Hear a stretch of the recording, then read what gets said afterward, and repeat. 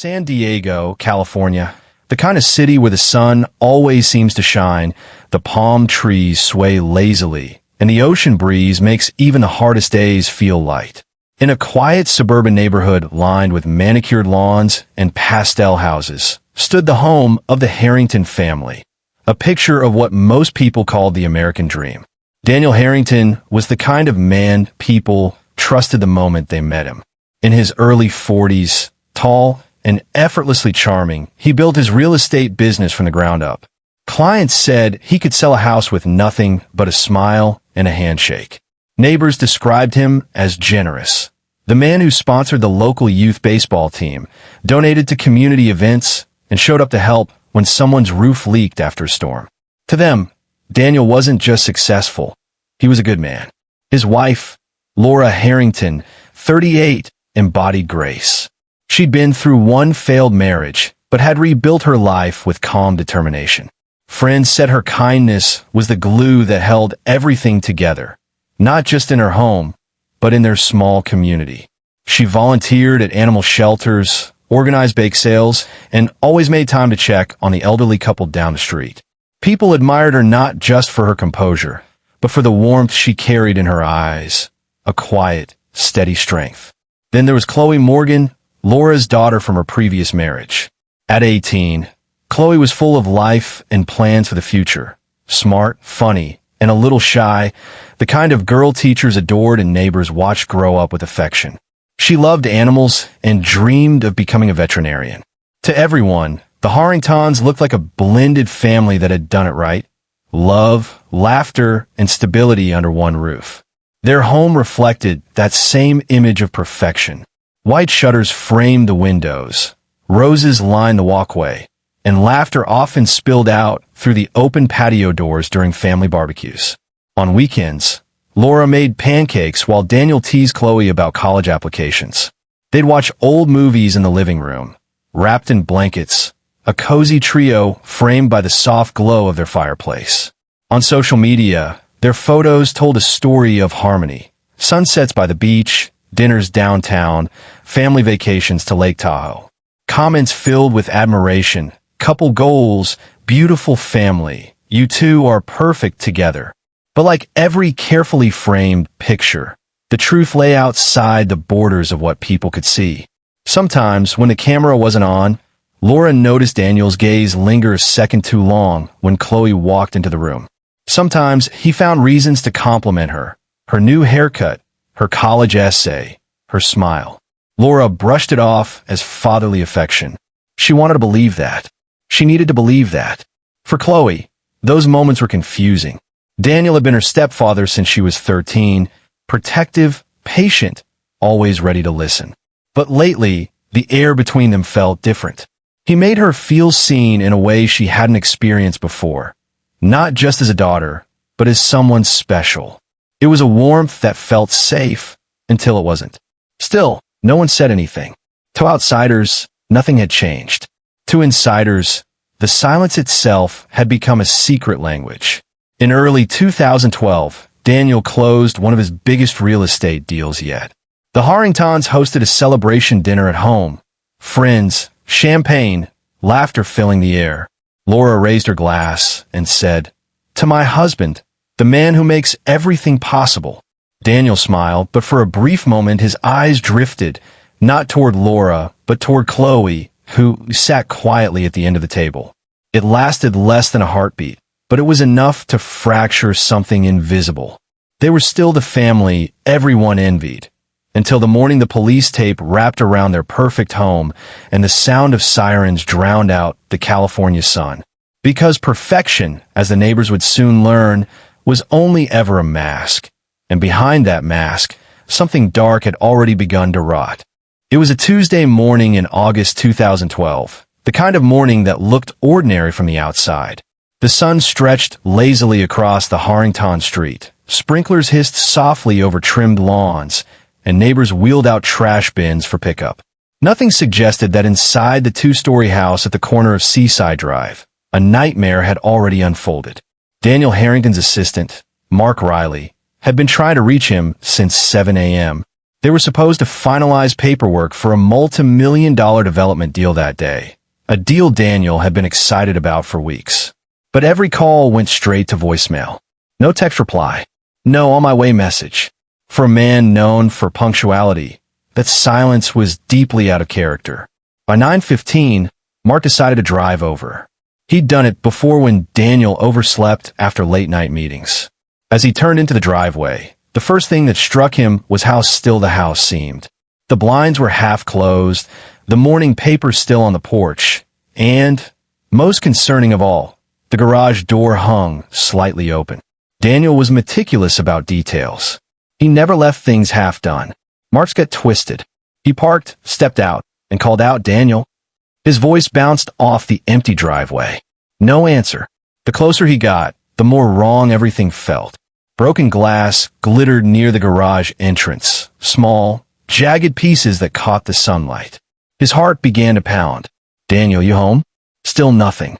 He hesitated, then pushed open the door leading from the garage into the kitchen. The faint smell of coffee met him first. Warm, comforting, almost cruelly normal. But then the metallic tang of blood hit him, sharp and unmistakable. Mark froze. Across the pristine white tile floor, Daniel Harrington lay sprawled, his once commanding frame twisted unnaturally, a dark pool of blood spreading beneath him. The coffee mug on the counter still steamed, untouched. Red streaks splattered the lower cabinets, the counter, the floor, chaos in a house that had always been perfect. For a second, Mark couldn't breathe. He stumbled backward, his knees giving way as his mind tried to make sense of what he was seeing. "Oh my God, Daniel!" His voice broke. He reached for his phone with trembling hands, dialing 911. 911, what's your emergency? "My boss, he's dead. There's blood everywhere. Please send someone." Within minutes, the quiet street erupted with flashing blue and red lights. Detective Olivia Barnes arrived with Officer James Monroe, both seasoned veterans of the San Diego Police Department. Olivia, sharp-eyed and calm under pressure, had seen her share of crime scenes, but this one felt different. Personal. Angry. Monroe ducked under the police tape, scanning the scene. "Looks like a struggle," he muttered. Furniture was overturned, a picture frame shattered on the floor. Daniel's phone lay broken near his outstretched hand. Olivia crouched near the body, her expression tightening. Multiple stab wounds, she observed quietly. No sign of forced entry. Whoever did this, Daniel knew them. As the forensic team began their work, neighbors gathered at the edge of the street, whispering. The Harringtons' home had always been a symbol of peace and success. Now it was cordoned off, a scene of horror. Mark sat on the curb, a paramedic draping a blanket over his shoulders. His hands still shook. He was fine yesterday. He whispered to no one in particular. He said he was making breakfast for Laura before her charity event. He sounded happy, but happiness had left that house hours ago. Detective Barnes walked through each room, piecing together the first fragments of a story that didn't yet make sense. A cracked picture frame in the hallway showed Daniel, Laura, and Chloe smiling on the beach, frozen in a perfect moment that now felt hauntingly false. In the garage, Monroe found a faint trail of bloody footprints leading to the exit, signs that the killer had left in haste. "Someone walked out of here alive," he said grimly. Olivia glanced toward the door, the morning sunlight slicing through the open gap like a blade. "Yeah," she murmured, "but not clean." Outside, the paramedics loaded Daniel's body into a van as the first reporters arrived. Cameras clicked, microphones pointed, voices whispered murder in the summer air. By noon, the neighborhood's illusion of safety was gone, shattered like the glass on Daniel's floor. And inside that house, amid the echoes of sirens and sobs, Detective Barnes made herself a quiet promise. She would find out who turned this perfect picture into a crime scene soaked in blood. When Detective Olivia Barnes called Laura Harrington, the sound that came through the line wasn't a scream, it was silence. A long, hollow pause, followed by a single, composed question. "Are you sure?" Laura was at a downtown hotel ballroom, overseeing a charity luncheon she'd organized for a children's foundation. Her phone had been buzzing all morning, but she'd ignored it during the speeches. When she finally answered and heard the words, "Your husband has been found dead," something inside her cracked, quietly, almost politely. Witnesses later said she didn't faint, didn't cry out. She just set down a clipboard in her hand and whispered to the event coordinator, "I have to go." Her car ride home was silent. The city passed her by in fragments. Blue sky, glass buildings, traffic lights. None of it felt real. At the station, Laura's poise stood out immediately. Her black hair was tied neatly, her voice even. If grief was drowning her, she wasn't showing it. Olivia studied her closely. She'd seen widows in every stage of loss, screaming, shaking, catatonic, but rarely one so calm. "Mrs. Harrington," Olivia began gently, "I know this is difficult. We just need to establish a few details." "Of course," Laura replied, her voice low, her hands folded neatly on the table. Laura explained that she had left home at 8 a.m. to set up for the charity event. Her daughter, Chloe, had gone to a friend's birthday breakfast around the same time. Daniel had been home, preparing for a business meeting with his assistant, Mark. Nothing seemed unusual that morning. He'd even kissed her cheek before she left. Olivia took notes, but kept her eyes on Laura's face. There were no tears, no visible anger, just control. "Did your husband have any enemies? Anyone you can think of who might have wanted to hurt him?" Laura shook her head slowly. "No. Daniel he was loved. Maybe envied, sometimes, but loved." Her composure was almost eerie. Only when Olivia mentioned seeing Daniel's body did a flicker of emotion break through. Laura inhaled sharply, then looked away. "How bad was it?" "It was violent," Olivia admitted. "We believe it was personal." Laura's eyes closed for a moment, her voice trembling for the first time. "Personal? You mean someone he knew?" When the interview ended, Olivia walked her to the lobby. Laura stopped at the door, her posture straight despite the weight pressing down on her. "Detective," she said quietly, "whoever did this, please find them. Daniel didn't deserve this." Olivia nodded, but something about Laura's tone lingered. Not pleading, not hysterical. It was almost directive. Later that afternoon, Laura stood outside the yellow police tape surrounding her home. Neighbors watched from porches, whispering behind hands. The smell of disinfectant and blood still hung faintly in the air. A police officer stopped her from crossing the line. She just nodded, her gaze fixed on the kitchen window where she used to wave goodbye to Daniel every morning. To the cameras, Laura was the picture of grace, the devoted wife blindsided by tragedy. But to Olivia, standing across the street, it felt like more than grief. There was something about the stillness, the precision of Laura's words, the absence of panic. People cope in different ways, Olivia reminded herself. Some cry, some collapse, some go silent, because silence is the only way to survive. But deep down, a thought whispered, one that she wouldn't admit out loud yet. Sometimes the calmest waters hide the darkest depths. By mid-afternoon, the Harrington home was a hive of forensic activity. Yellow tape fluttered softly in the ocean breeze, while investigators moved with quiet precision, collecting samples, photographing every inch of the scene. The once immaculate white-tiled kitchen, the heart of the Harrington home, had become a sterile battlefield of evidence markers, bloodstains, and unanswered questions. Detective Olivia Barnes stood by the counter, scanning the surfaces with a sharp eye. The chaos told a story, but she needed the missing piece, the why. Motive was everything. And then she noticed something that didn't belong among the evidence tags and shattered glass. A single white envelope, clean and untouched, resting beside the coffee maker. It was addressed simply, Daniel. No return name, no postage, just one neat word written in soft, looping handwriting. Olivia carefully slipped on gloves and lifted the envelope. Inside was a folded sheet of stationery, faintly scented with perfume, a detail that made her pause. She unfolded it slowly, the faint scrape of paper loud against the hum of camera shutters. The first line stopped her cold. "I can't keep doing this. Every time I look at Mom, I feel sick." The letter was short but devastating. It spoke of guilt, confusion, and a desperate need to end whatever this is.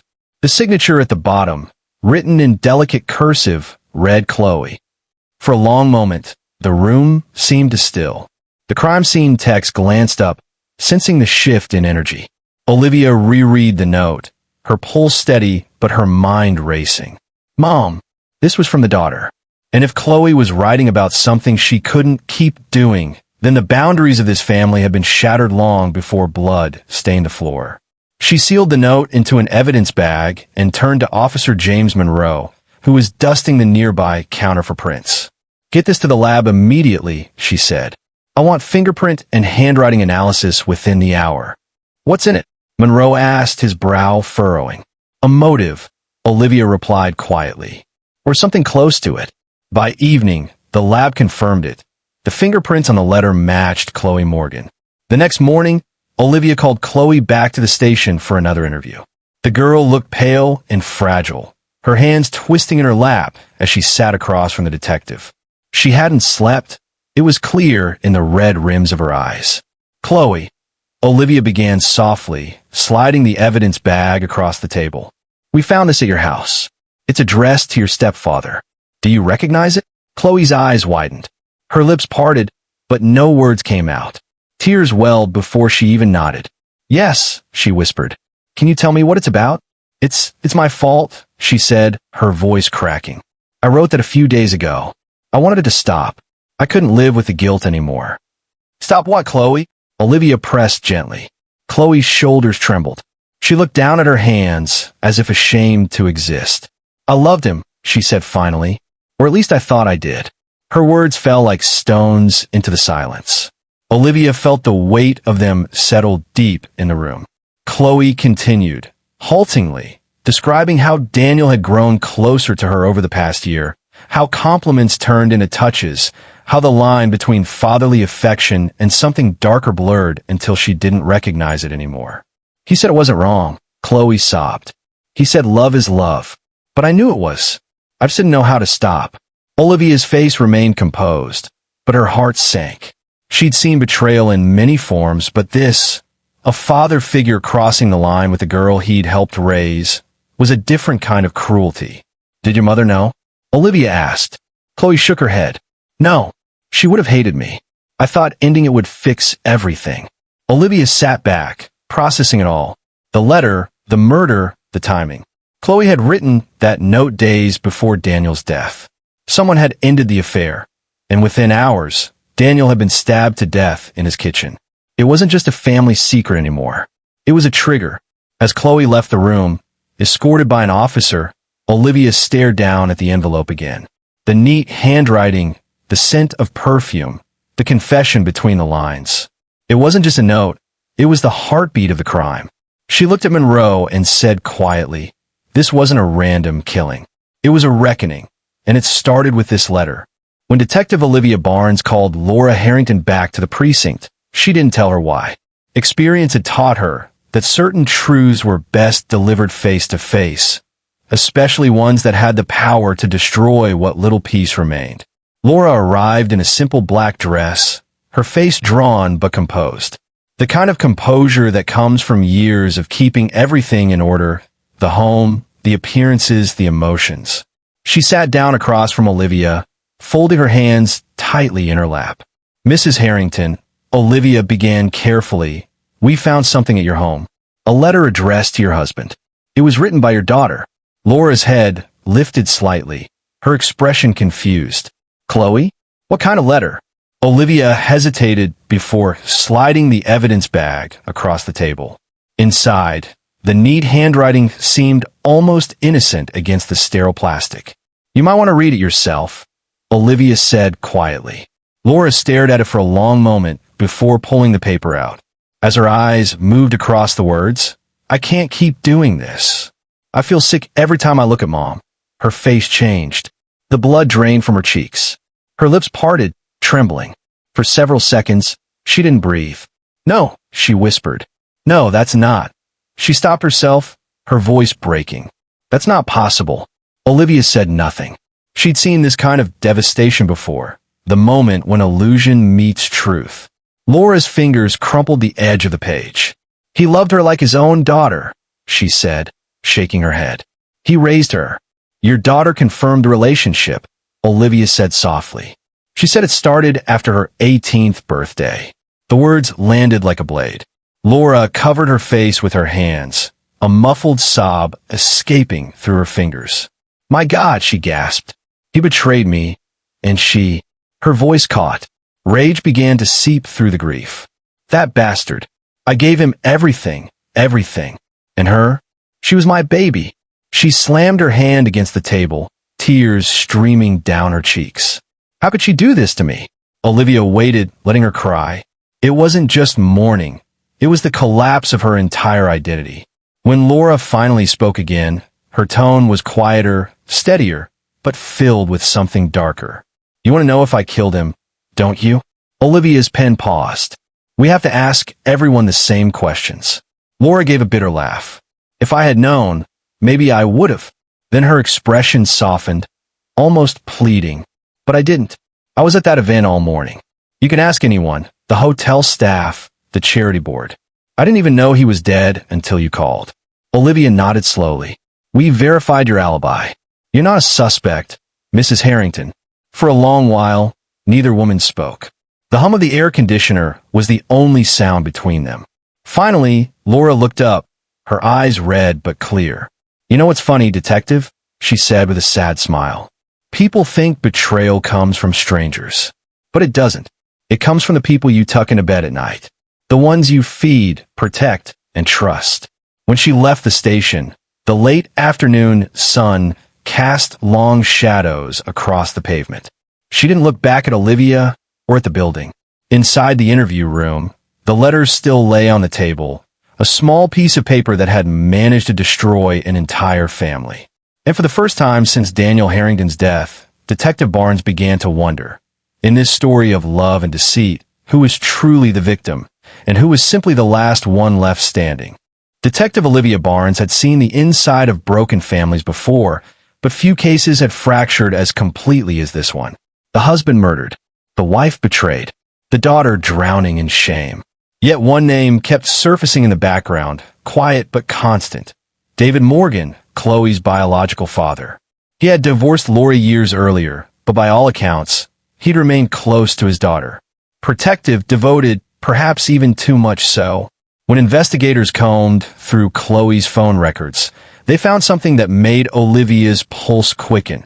A 30-minute phone call between Chloe and her father the night before Daniel's murder. The next morning, Olivia and Officer James Monroe drove to David's modest home in a nearby suburb. The contrast was stark. Gone were the ocean views and manicured lawns of the Harringtons' world. David's yard was cluttered with tools, paint cans, and half-finished projects. The man himself was in the driveway, tightening bolts on a rusted motorcycle. He looked up as they approached, tall, broad-shouldered, his face weathered by sun and years of hard work.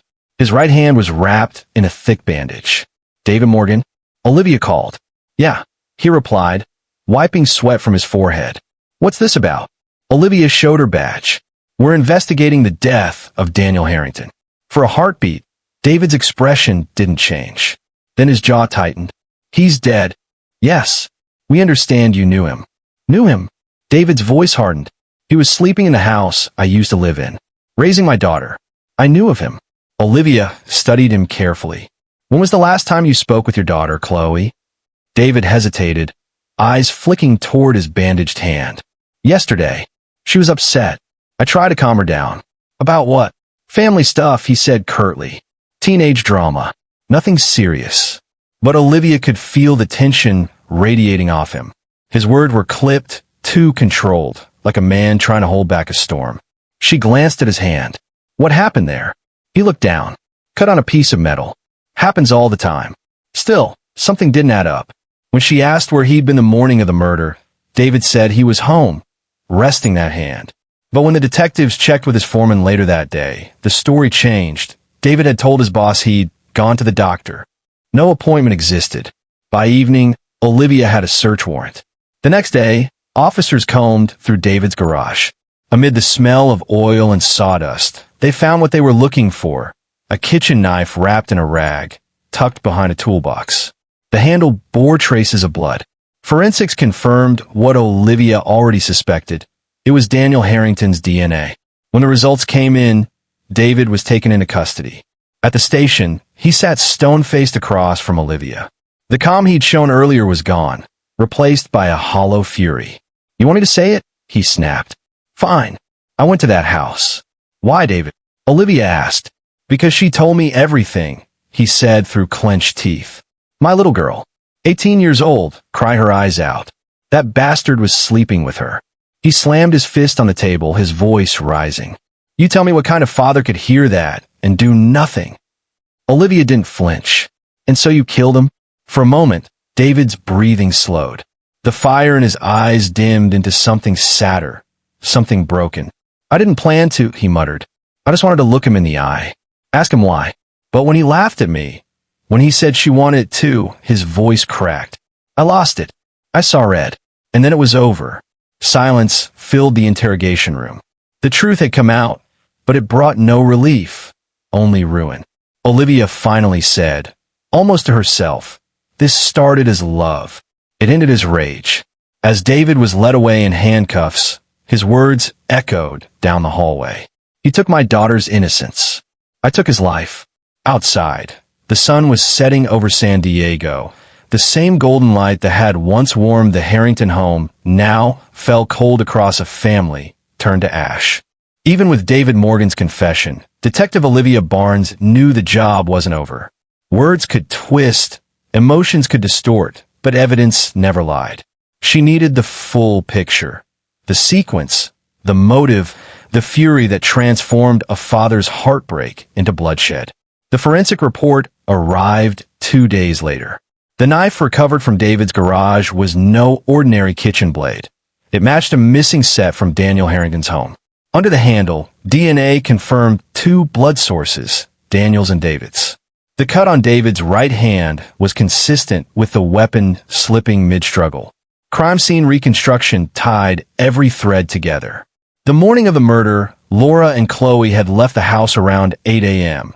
Laura for her charity event, Chloe for her friend's birthday. At 8:20, David's truck was caught on a nearby traffic camera, turning into Seaside Drive, the road that led to the Harrington residence. Inside the house, Daniel had been preparing breakfast. The coffee pot was still on, toast half buttered, the quiet routine of an ordinary morning, until the garage door creaked open. What followed was violent, desperate, and short. Daniel's blood spatter pattern across the kitchen counter showed movement. First offensive, then collapsing. A shattered picture frame suggested the fight moved toward the living room before circling back. Broken glass from the garage window aligned with blood droplets leading outward, David's exit route. Olivia walked through the house again that afternoon, tracing every mark. It felt different now. No longer a mystery, but a tragedy fully exposed. The signs of Daniel's final struggle were small, but intimate. A dropped phone, a knocked-over chair, a streak of blood across the wall where he'd tried to brace himself. Every inch whispered the same truth.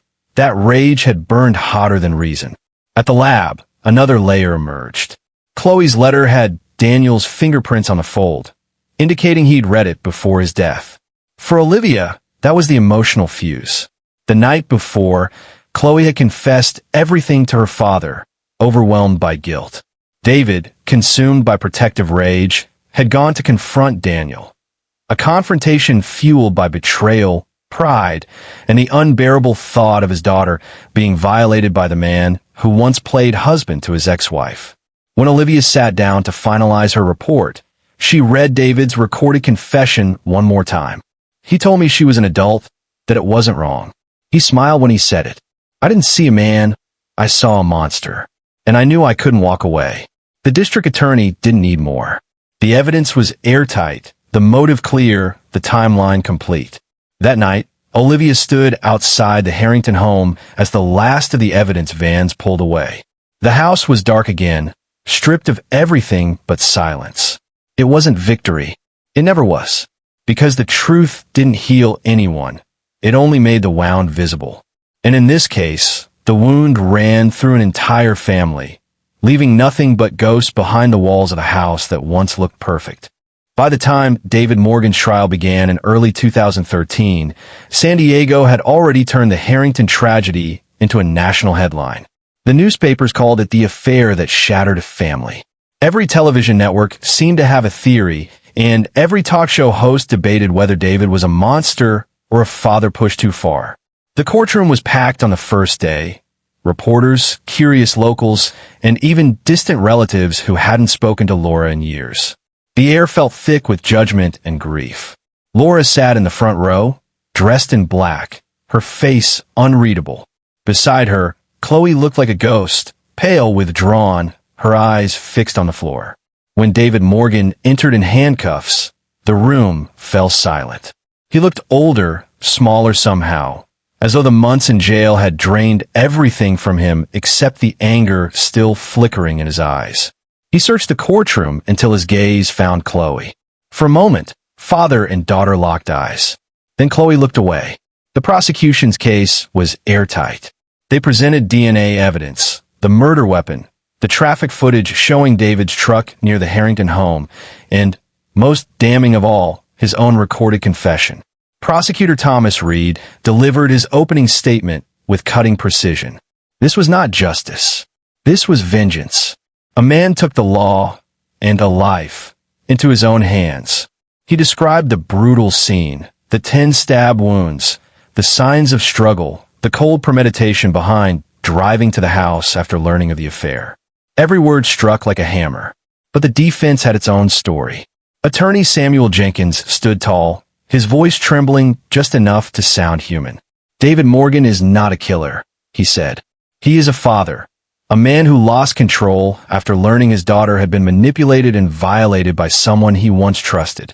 He didn't plan this. He reacted. He broke. The courtroom listened, torn between empathy and revulsion.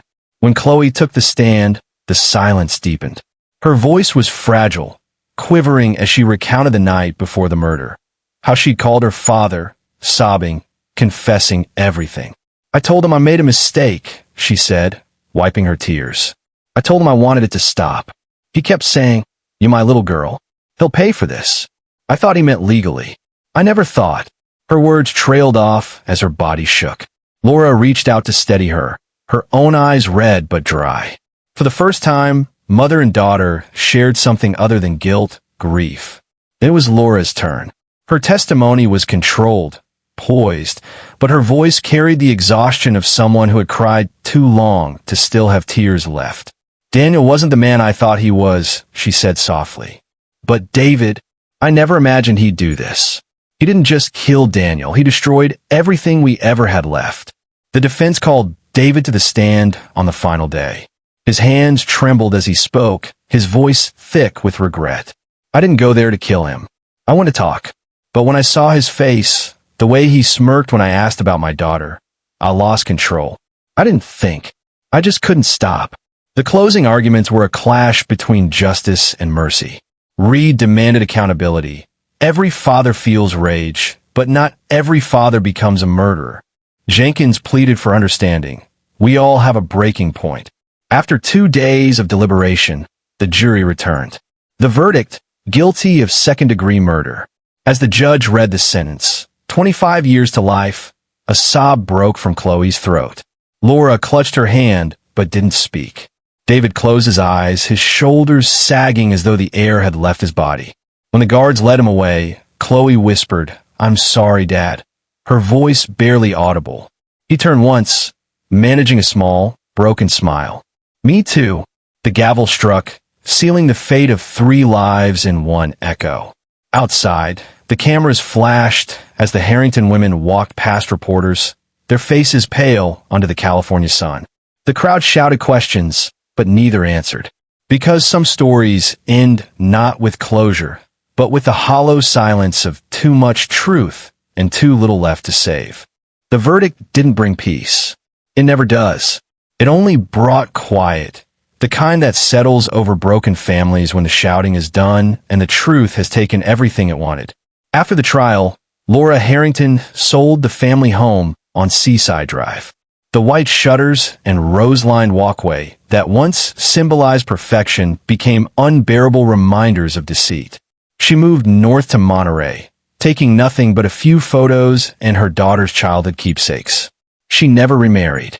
Friends said she spent her days volunteering at a local shelter, quiet and withdrawn, her laughter something she'd left behind in that kitchen years ago. Chloe Morgan disappeared from the public eye after her father's sentencing. She enrolled in a small veterinary program out of state, using her mother's maiden name to escape the whispers. But those who knew her said she was never the same. She lived with the weight of two ghosts, one who had betrayed her and one who had killed for her. Her therapy journals later described recurring dreams, standing in that kitchen, unable to scream, surrounded by blood that wouldn't stop spreading. As for David Morgan, he served his sentence at Ironwood State Prison. In his first year behind bars, he wrote letters to Chloe every week. Most went unanswered. In one of the few she kept, he wrote, "I wanted to protect you, and instead, I destroyed you. The day I killed him, I thought I was defending your honor. Now I see I was only trying to fix my own shame." Detective Olivia Barnes closed the file months after sentencing, but she never forgot the case. It became a story she'd tell new recruits, not about catching a killer, but about how love, guilt, and silence can twist into something lethal. The Harrington case, she'd say, wasn't about murder. It was about everything that dies before it. In San Diego, the house where it happened was renovated and sold to a young couple who didn't know its history. To them, it was just another sunny California dream. Bright walls, new floors, and no trace of blood. But every neighborhood has one story it never speaks of. And for those who remember, the Harrington home stands as a warning. Behind even the brightest smiles, there can be shadows deep enough to drown in.